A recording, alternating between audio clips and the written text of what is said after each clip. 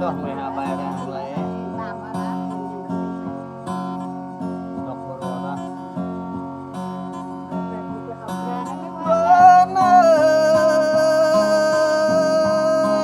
có yêu lên trên tơ bây giờ tình là chỉ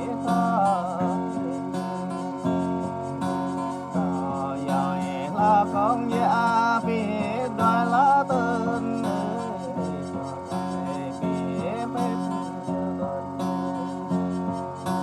đôi tên giờ kết này em buông thứ na bồ hề quang ta tuần đi kết này buông kết đằng giờ kết này em buông kết na quay tôm ta tuần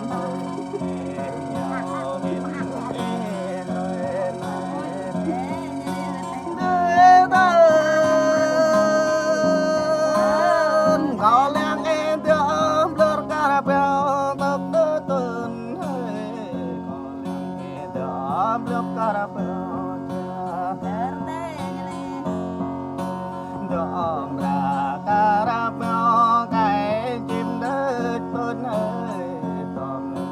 rồi để phung bạ trong Đấy. rồi để phung bạ vực đứt tuần ơi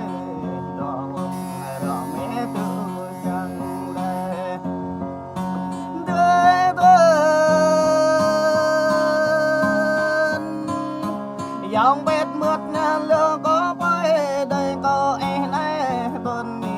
bét yang về lúa ghép lăng nào có em bét này từng lúa bó men nào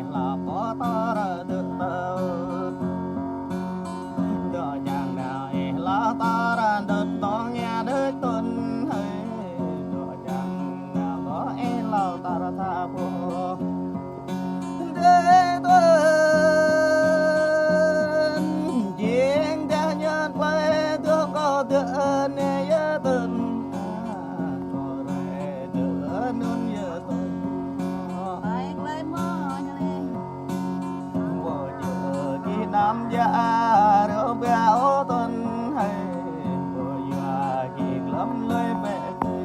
tầnเมื่อวันนี้มาดำตัวหายได้หาย